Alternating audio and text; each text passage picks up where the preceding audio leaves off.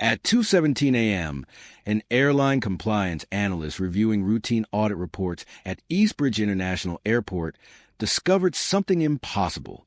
Flight 827 to Lisbon showed passenger Adrian Voss boarding the same aircraft twice. The first scan occurred at 8:11 p.m. The second occurred at 8:24 p.m. Both scans were authenticated, linked to the same boarding pass, and accepted by the system. According to airline procedures, a second boarding should have been impossible. Investigators initially suspected a software malfunction, but system diagnostics confirmed everything had functioned perfectly that night. Surveillance footage appeared to show Adrian entering the jet bridge on both occasions. The mystery raised one chilling question. How did one passenger board the same flight twice?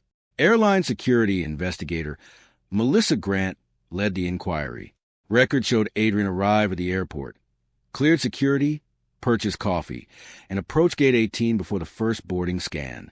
Crew members remembered seeing him on board, while a nearby passenger later claimed Adrian seemed to disappear before takeoff.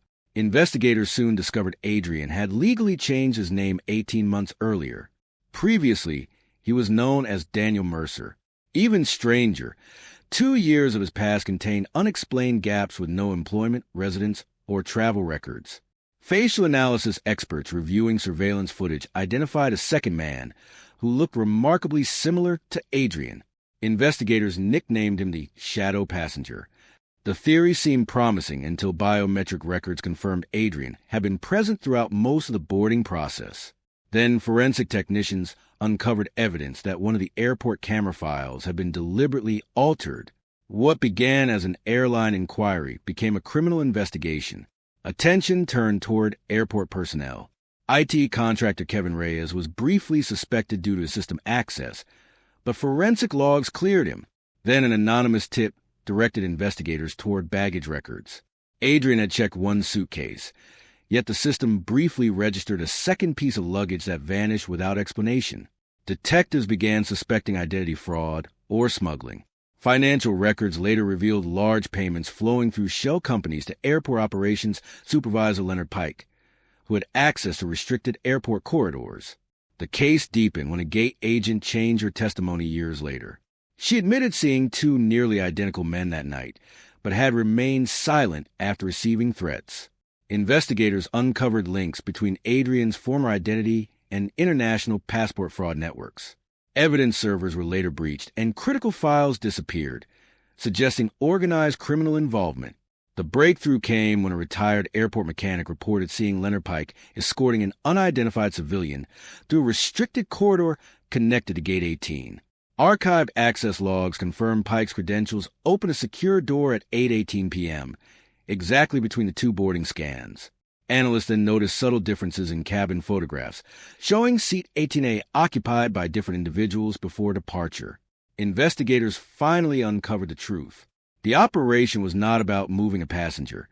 It was about transferring an identity. An international fraud network planned to help a fugitive assume Adrian's identity completely. The second passenger would inherit Adrian's travel history, financial records, and personal profile. The double boarding was designed to create confusion about who actually traveled. The final clue came from an overlooked baggage tracking timestamp. A suitcase linked to Adrian passed a sensor near the restricted corridor at 8:22 p.m., just before the second boarding scan. By synchronizing baggage data, access logs, phone records, and surveillance footage, investigators reconstructed the scheme. Adrian legitimately boarded at 8:11 p.m., exited through a secure service route with Pike's assistance, exchanged personal items and credentials with a second man, then returned. The second individual used clone boarding credentials to create the appearance that Adrian had boarded twice. Biometric technology later identified the mystery passenger as Viktor Selenko, a fugitive financial criminal wanted internationally. Selenko was arrested abroad. Leonard Pike was arrested for facilitating airport access, while Adrian eventually admitted involvement in the identity fraud conspiracy.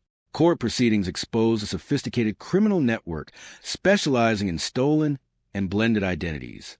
In the end, the impossible boarding record was not caused by faulty technology. It was a result of a carefully planned deception involving identity fraud, insider assistance, manipulated surveillance footage, and witness intimidation. The smallest clue, a forgotten baggage timestamp, ultimately exposed the entire operation. Flight 827 became a landmark case that led to stronger airport security measures and revealed how a handful of overlooked details nearly allowed criminals to rewrite a person's identity forever.